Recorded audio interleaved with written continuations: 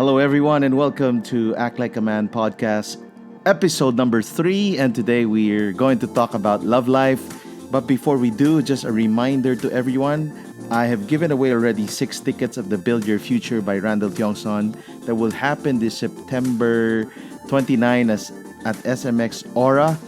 And today I'm choosing 3 winners who will win 2 tickets each for our Build Your Future conference this coming September 29. All you need to do is to simply, since IG Live ends after 24 hours, you have to go to YouTube or to my SoundCloud and comment any learnings that you have with our podcast for today. Nelly talaga. All right. Yeah, no.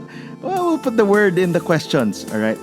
But for those of you who would like to join and win the ticket, I'm picking 3 winners who would comment something nice on YouTube. Go to Act Like a Man Philippines. Go to podcast number 3. I'll try to upload this by tonight. So by tomorrow, you can do your commenting or tonight and you could win a ticket. Every ticket comes with a book that's worth 500 pesos. So in short, it's a free, even for those who will be joining Build Your Future, it's going to be free because you get a book that's worth 500 pesos as you join our Build Your Future conference. Okay, so let's start it off with our questions for today. Right, love life. Pagka love life, marami talaga nagtatanong pagdating sa love life. Ang bilis ng mga questions natin, no? Thank you to everyone who's been listening. I was so surprised to see so much engagement with our podcast in our live. We almost hit 1,000 people who viewed our podcast episode. So hopefully this continues on, especially with this love life. You could have 24 hours to watch this podcast. But for those who missed this, at least meron po tayong, we have our SoundCloud, our YouTube, and hopefully by next week, this will be approved in iTunes, so we will have our own Act Like a Man podcast. Okay, so let's start off. First question is, how can I know if God is calling me to be single for life?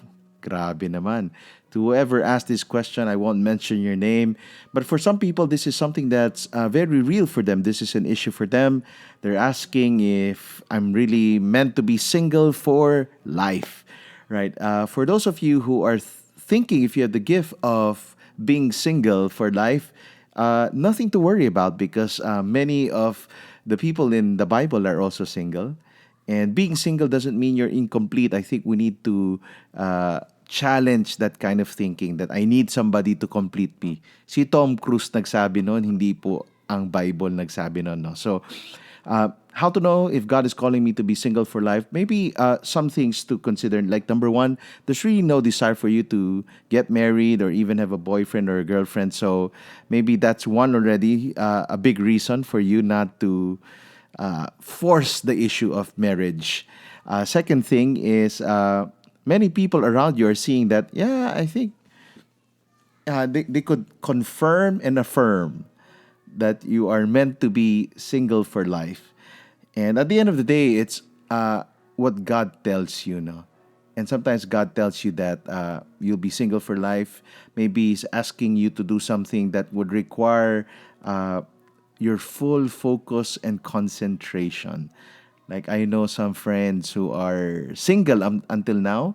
But what I love about this and what I hope we all get here is that if you're meant to be single, whether for a season or for life, I want you to maximize your present. I want you to understand that wherever you are now, whether this would be just a season or this will be forever single, you've got to maximize it. Live your life preparing for God to move, being aware of any time those kairos moments, no, that I preached about yesterday. I think you can download that podcast also in Victory Green Hills YouTube.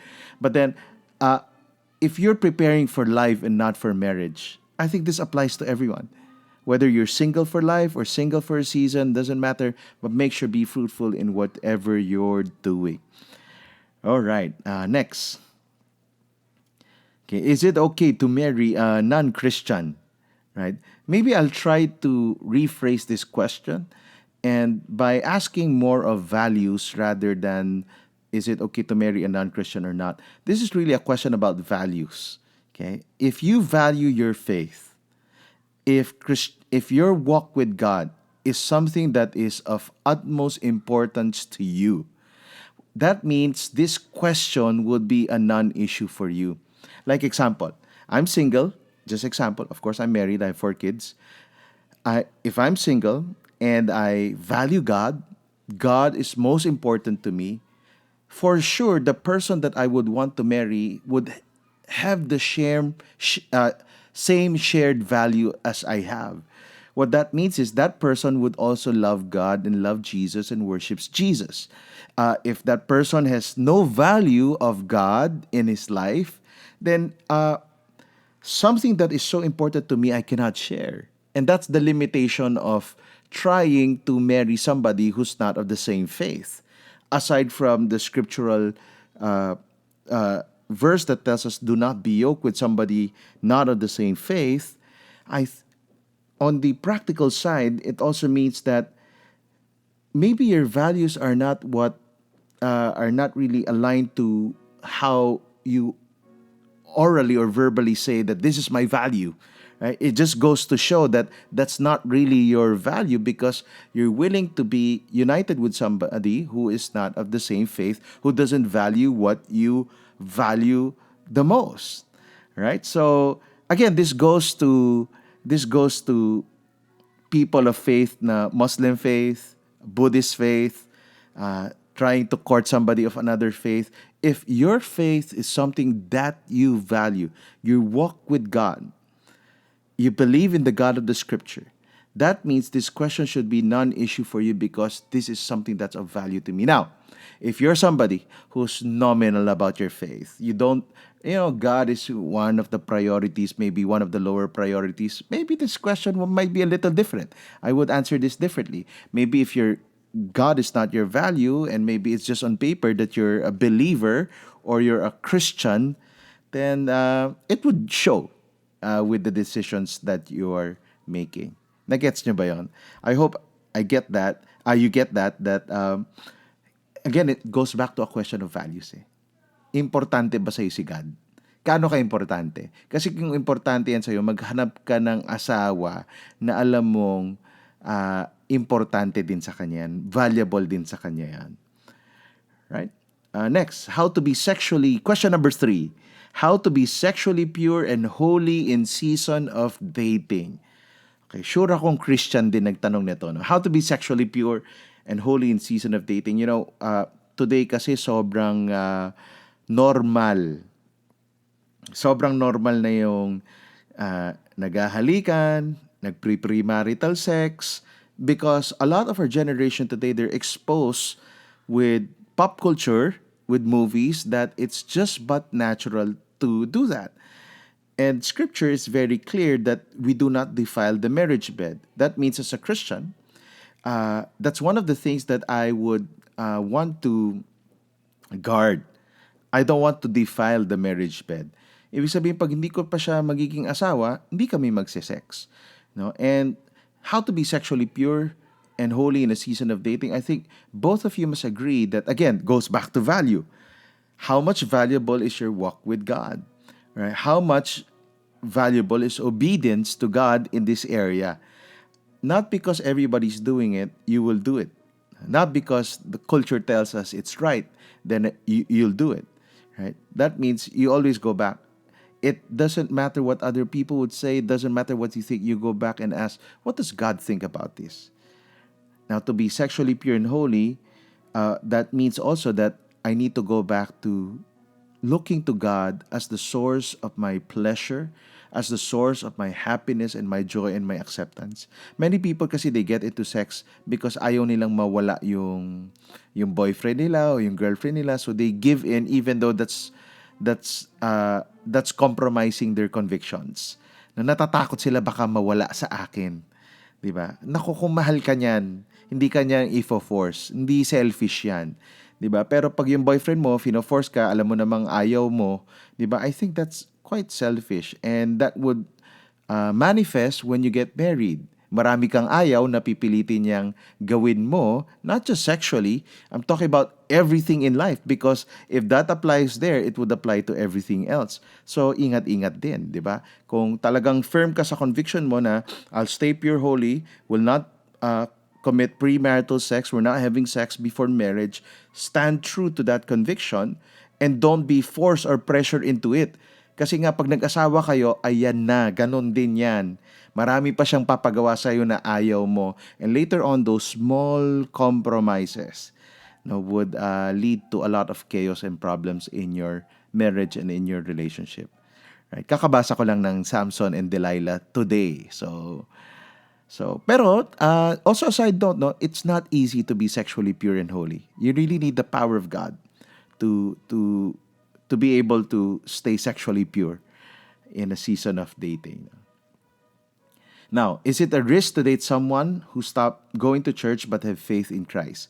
I think this is again connected to the number one question. Kung talagang may faith siya kay Christ, importante sa kanya ang magsimba.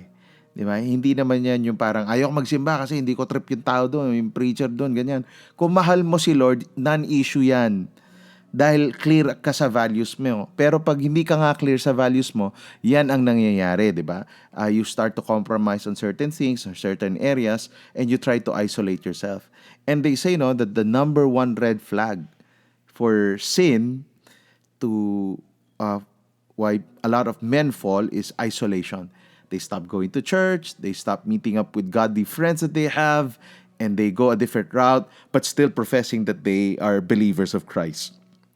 No? So baka may deeper issue yan kung ba't hindi na yan nag-church. No? So, kausapin mo rin siya. Okay, ito number 5, no personal experience about this. Hear a lot from people how to survive long distance relationship. I think the key to every relationship, whether long distance or short distance, would be communication. Learn how to talk, di ba? Now with technology, it's easier to have long distance relationship. Naalala ko tuloy si Tim Velasco na may LDR. Hi Tim, kung nanonood ka man, para sa itong sagot ko. No?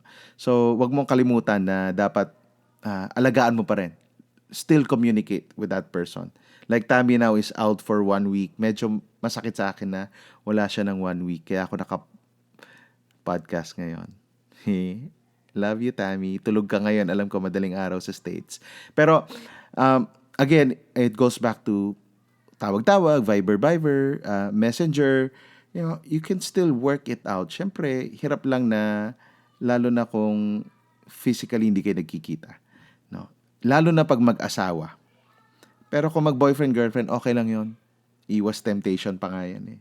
Yung LDR na yan. Pero hindi yan for everyone. I think, feeling ko yung iba, hindi kaya LDR. Yung iba kaya. So, depende yan sa'yo. Okay. Okay, question number 6. How would you know if it is the right time to lay down your intentions to the woman you've been praying for?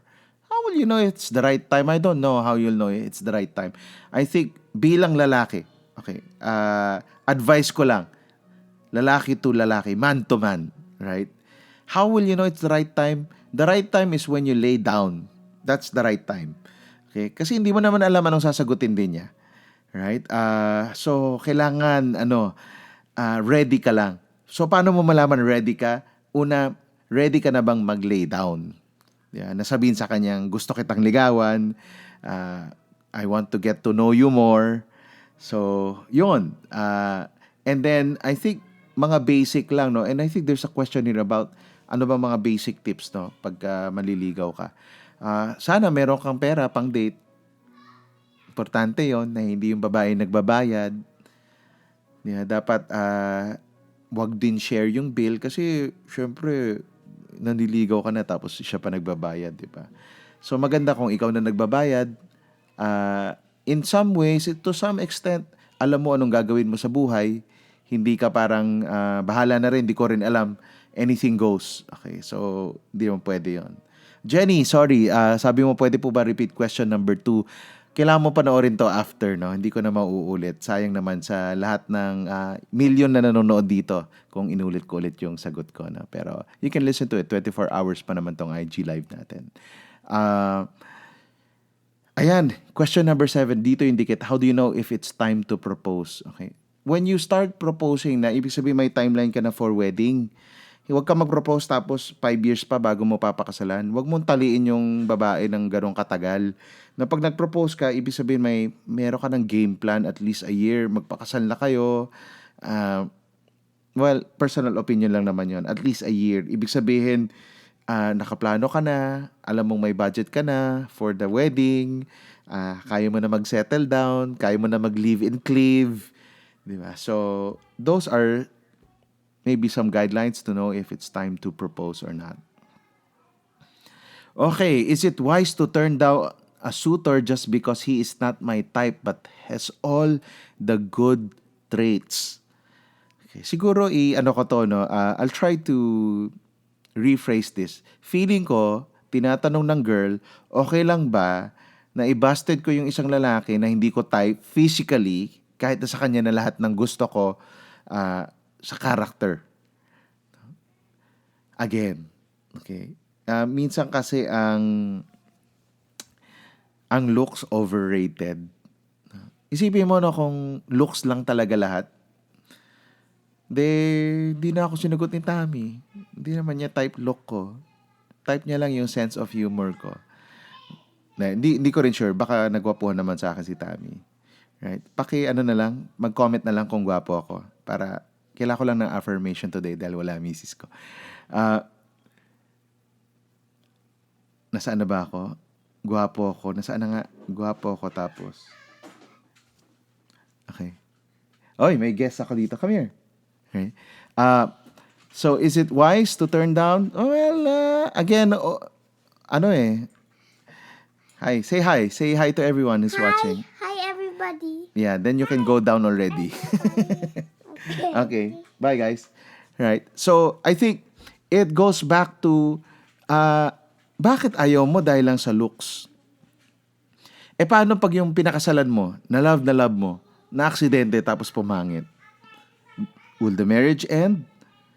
Right? So, I think looks is very overrated. Sobrang dami. Oh, thank you, gwapo ako. Thank you, guys. Grabe. Teka lang. Wait. Let this sink in. Gwapo ako. Di ba? Paano na? Pag tumaba yung misis mo, gusto mo, hindi mataba. Ayaw mo na. Quit na. Divorce na. May masyadong mababaw pagka physical lang. Marami nga dyan, gwapo, pero wala namang laman. Di ba? Agree na lang yung iba dyan kung meron kayong kilalang ganun. Right? All the looks and nothing. No plans, no vision, no character. Gwapo. Daming girlfriend din. Sabay-sabay. Yeah, tama sabi ni Brother Andrew humanap ka ng pangit. Pero dapat maganda yung puso. So again, for me, looks is overrated. Hindi ko alam kung sa anak ko kung mag-a-apply. As of now, I'm being honest. Okay, looks talaga is overrated. Yeah. Kasi kung sa looks department lang, lugi si Tammy. Ayan. Presence of God inside. Pogi. Yun.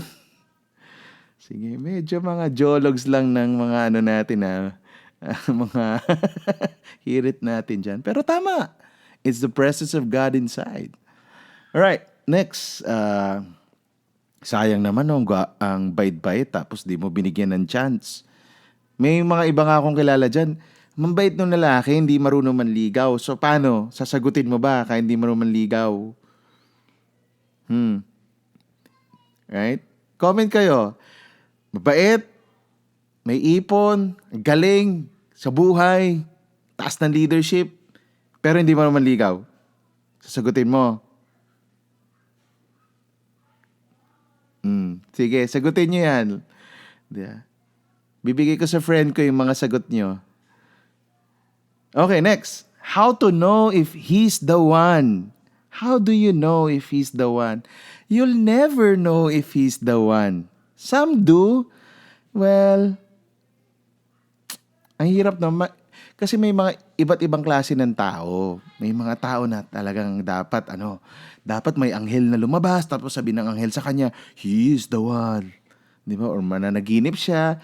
Ako kasi I don't wanna base my decisions doon. Parang ayaw ko masyado magpaka-hyper spiritual pagdating dyan. Kasi may guidelines naman binigay sa atin ng scripture, ng Bible, no, na dapat godly, ang dami. Dapat may ipon, masipag, 'di ba? Yung guidelines pa lang na yun, godly pa lang ang dami nang nawala, 'di ba? Gusto mo pa bang dagdagan ng kadami-dami pang mga rules na hindi naman makakatulong, 'di ba? So, wag mong pahirapan sarili mo, no? So, how do you know if he's the one? Sa totoo lang, I don't know if people would agree with me. You'll never know who's the one until you say I do and get married to that person. Because marriage kasi, ang foundation ng marriage, di ba, nagva-vows tayo pag marriage. When I make a marriage vow, I'm making a promise of future love. Future love, ibig sabihin, hindi ko alam, for better or for worse nga, di ba? So, paano ko malaman? Pag for worse, ayaw ko na. Di ba? Magdi-divorce na lang kasi mahirap na. Nasaan ang love doon? Selfishness yun. Di ba? So, kung mayroon kang pinakasalan, like ako, pinakasalan ko si Tammy pinili din ako, for better or for worse. Ibig sabihin yan, kahit anong mangyari, I'll stick to her. Because that's what we decided. That's what we said we'll do. And we promised before God and before men and before our loved ones that we're going to stick till death do us part. So, God's will is really about sticking to the person that you've choose to marry. That's why to all the singles listening here, you have a gift. It's called the gift of choice. Pumili ka na mabuti. Right? I-rewind mo to. Panoorin mo sa YouTube. Palagi, araw-araw. Para ma-remind ka na habang single ka, may choice ka. You can choose to settle with somebody that doesn't love God. And alam mo yung pinasukan mo. I'm not trying to be hard. I'm trying to be your kuya. Alam mo, yung boyfriend mo ngayon o yung girlfriend mo ngayon with all the quirks and all the drama and all the flaws, the good and the bad, you've seen it all, alam mo pinapasukan mo. Right? So pag nag-I do ka na, ang will ni Lord is you stick to that marriage and fight for that marriage. Both of you. Okay? Now, if the other one doesn't, sabihin mo, ba't siya ganon? Ganyan siya. Monster, pinakasalan ko. Boyfriend mo pa lang yan. Monster na yan. Alam mo yon, may nakita ka na. Pero dahil nauna ang emotions, hindi ka nagtanong kay Lord, wise ba talaga tong decision? Ito ba talaga magiging tatay ng mga anak ko? Pumasok ka. Problema ngayon. Ganon din sa lalaki, for both. Not being sexist. Applies to both genders. You know what you're getting into. That's why, choose wisely. Vote wisely sa darating na eleksyon. Okay? Okay, question number 10. Is it okay for women to use dating apps? Bakit women lang, no? Di ko alam tong tanong. Palitan natin, no? Is it okay for men and women to use dating apps? Personally, I won't. And not recommend it, but I don't see anything wrong with it, but I'll not use it. Lalo na ngayon, maraming strangers online, nakakatakot. Baka pumasok ka sa isang bagay na trap, di ba? Mabait online, pero offline, hindi mo alam, baka may criminal record. So, ingat-ingat din. Di ba? Maraming mga apps ngayon, di ba? Mga hook-up. Actually, ang dami nagkakasala dahil sa mga apps na yan. No? Again, it goes back. You ask the Lord, right? Why am I going to this dating app? Na-insecure na ba ako sa love life ko? Na-impatient na ba ako? I think more than the tools or asking, is this a wise thing to do? Dating app, dating site, dating daan, di ba? So, kung ano man yan na ginagamit mo, I think you go back to the heart. No? Why am I doing this? Nainip ba ako? Gusto ko bang unahan si Lord? So, ayun, it goes back to that. No? So, check your heart. You check your heart more than the apps that you're using. No? But of course, I won't recommend it. Top 3 basic tips kung paano manligaw. Okay, number 1. Basahin mo yung Act Like a Man. Yung libro ko. Sinulat ko yan para medyo mas tumibay ang puso mo. Na ma-prepare mo na early on pa. Kasi yung babae talaga tumitingin yan. May future ba ako dito sa lalaki na yan? Maraming babae hindi tumitingin sa looks. Tanungin mo misis ko. Yeah. Tanungin mo, ang dami kong kaibigan ganon. Right? Yung mga misis maganda. So, basic tip no is, I think, first is you first. Ikaw muna. Kamusta ka ba?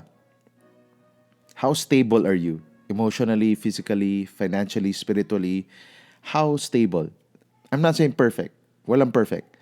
Right? So, I think, kung healthy ka kasi sa loob, lalabas yan eh. Hindi mo kailangan ng dating tips. Yeah. Di ba yung nagsara yung ano na ba yun? Pick-up artist. Hindi ko talaga magets yung mga pick-up artist. Nagsaseminar ka paano manligaw. Mag-seminar ka kung paano maging lalaki. Kasi kung lalaki ka at tama yung plano ng buhay mo, you have plans in life, you love God, you have good character, you'll attract women. Right? So, nag-antay pa ako ng sagot ng iba, no? Paano na kung mabait, may pera, okay naman, pero hindi mo manligaw, sasagutin nyo ba? So, basahin nyo na lang sa mga babaeng sasagot dito. Right? So, I think that's one major tip for those na kung paano ba manligaw. Pangalawa, just be upfront. Don't make it too formal. Diba? And thirdly, very important, foundation of friendship. Iba pa rin pag friend mo na yan. Yung di ba call ligaw, yung nakita ko lang, so inaano ko dapat, di ba? Gumagawa ka ng paraan sa taong di mo kakilala. Ang hirap. Sana mas maganda pag friends. Kasi pag friends, nakita mo na yung good, nakita mo na rin yung bad side ng tao. No? Paano ko reregaluhan? Okay, itong tanong. Paano ko reregaluhan ng babaeng ayaw ng regalo? Tawag dyan, know their love language. Basahin mo yung libro ni Gary Chapman. May love language, may 5. Merong gifts. Gifts is just one love language. Merong time, gusto niya spend time. Meron acts of service, yung sinaserve mo siya. Meron words, words of affirmation, pag ina-affirm mo siya. At touch, yung iba gustong tinatouch sila. Non-sexual touch ha. Okay? Huwag kang manyak. Alright, so maraming gifts na pwedeng bigay, hindi lang material. So know the love language of your spouse if you're married, if you're dating or courting someone, know their love language so that they'll feel more love. Mas napupuno yung tinatawag nilang love tank when that happens. No, pagka nagbibigay ka sa kanila ng regalo, kung ano man, doon sa 5 love language nila.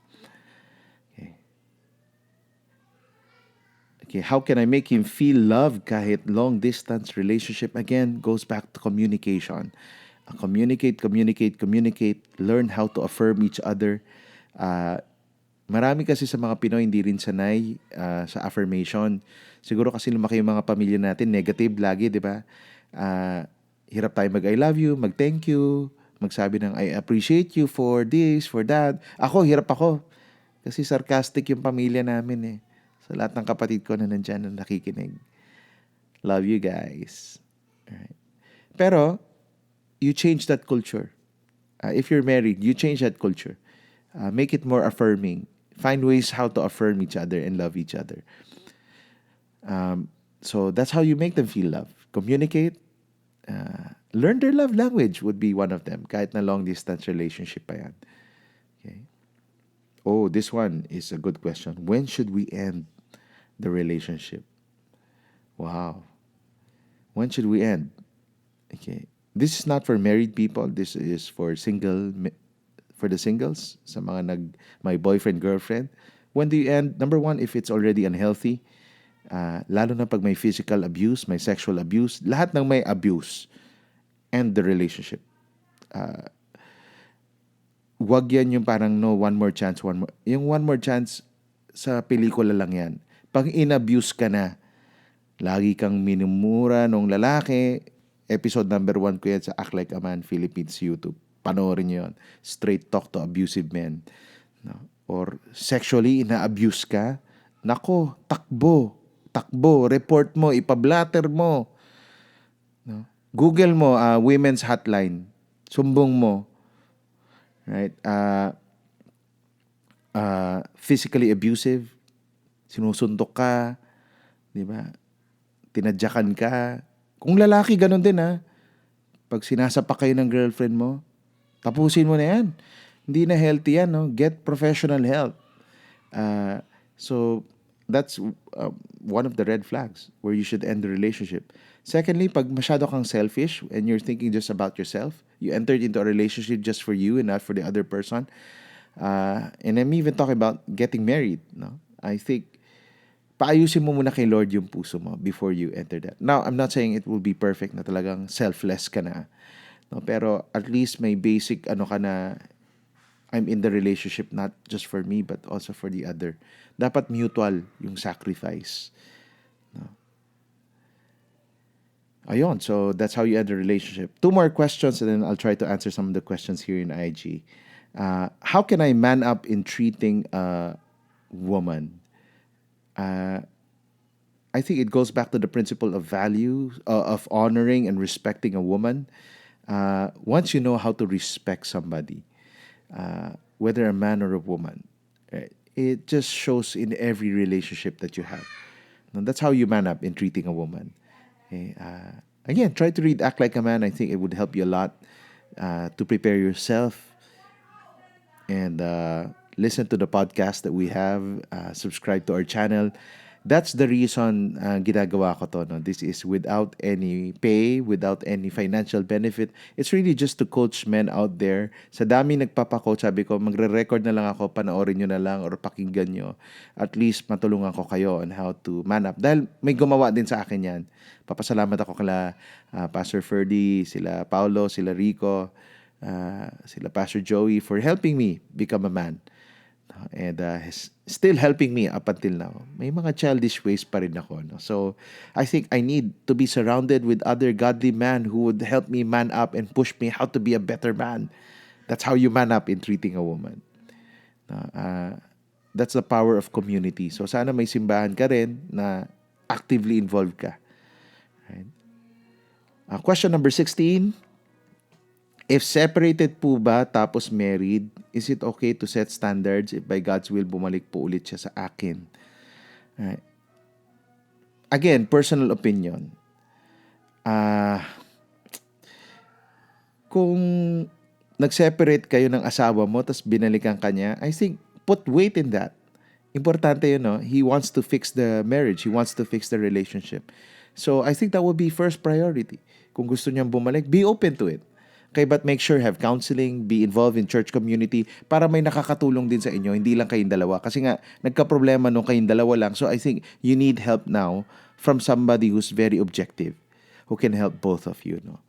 So I think you need to set a standard, especially if the past has been very abusive. It would be good to set standards kung bumalik man siya sa'yo. No? Right? Now, kung married siya, tapos separated siya, kung hindi pa siya legally separated, wag na, lugi ka. Girl, lugi ka. Girl lang tanong nito, no? Yung may asawa pa, pero hiwalay sila, pero sa papel mag-asawa pa sila, hindi pa sila annulled, wag na. Kawawa ka talaga. Sinara mo yung pintuan sa mga lalaking eligible na ligawan ka. Kahit na mahal ka niyan, hindi ka niya todong mamamahal. Bakit? Hindi ka niya kayang pakasalan eh. Hindi pa ayos ang papel niya. So, ayusin mo muna. Paayusin mo sa kanya yon. Tapos mag-usap kayo ulit. No? Pero kung ganon, wag na muna. I think nothing good will come out. Nothing healthy will come out. You just lost in that situation because you can't get anything. Alright? And most of what He can give you, God can give you. Love, unconditional love, affirmation. You get that from God, not from Him. Right? Okay, now we'll try to answer some questions from IG. I'll try to go up a bit to see some of the questions. I'll try to answer. We have 10 minutes left. Thank you sa mga Teka lang, special mention sa mga nagsabing gwapo ako. Goldwyn, maraming salamat. Elaine, thank you so much. Miss Bishan, MS Bishan, grabe, thank you, thank you. Si Dad, si John, hindi ka sumagot. Naghahaha ka lang. Okay, bla-block na kita. Franz, thank you so much. Right. Grabe, Carlo, hindi ka rin sumagot. Nag-hi ka lang. Okay. Now, thank you, thank you. Joanne, Princess Warrior, you are really a warrior. You see, the light is in you. You saw the light. Thank you so much. Okay. Geronimo, thank you. Right. Question, okay. O yung iba, okay lang ako manliligaw. Pagka okay daw talaga. Okay. Shane, most important, the heart and character kahit less looks. Basta yung may leadership. Paano kung bill mo ko niya ng girl, anong dapat gawin? Yun nga sabi ko, diba, Shane? Pag yan, alam mo naman kung gano'n na siya, pero gusto mo, di bilhin mo. How to wait patiently for love when you're past 30. Right? Siguro dahil galing ako sa preaching ni Abraham, si Sarah 90 years old bago nabuntis. No? So, be patient. Okay? 30 ka pa lang, bata ka pa. Okay lang yan. Okay? When you're advanced in years, you still have a desire to be married. Does it mean marriage is for you? Maybe.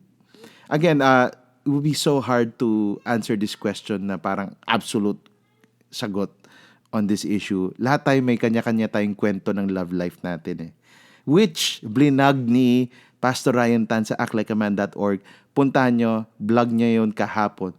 Let God write your love story, actlikeaman.org. You can go there. Okay. Paano po pag nagsabi na nagbago na daw siya? Time will tell if the person has really changed or not. Okay. Now, paano po makakaiwas sa defrauding? Alright? I think defrauding,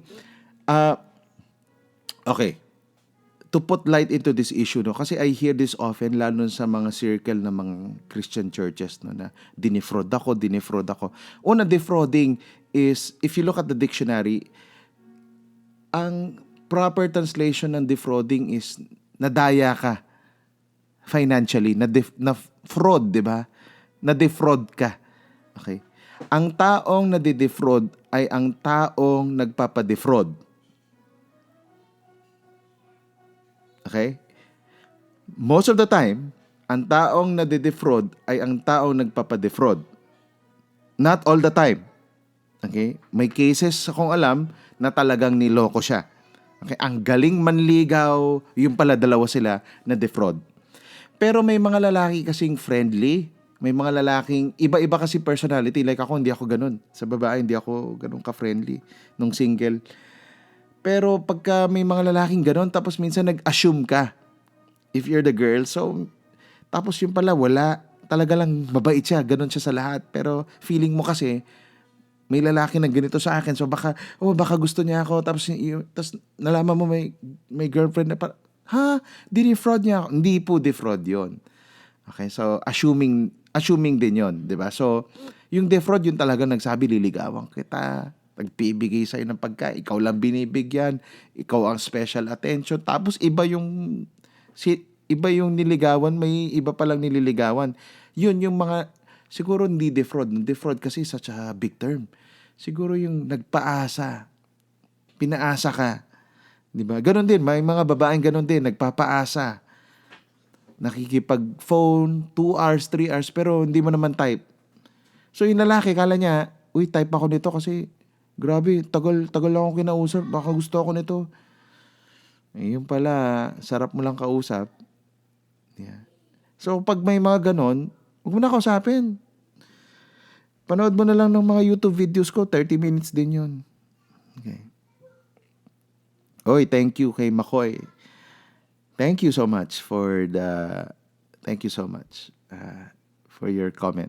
So, I think that's about it. Thank you so much sa mga nakinig. Again, Before we end this, just want to encourage everyone, you can subscribe to our YouTube channel, Act Like a Man Philippines.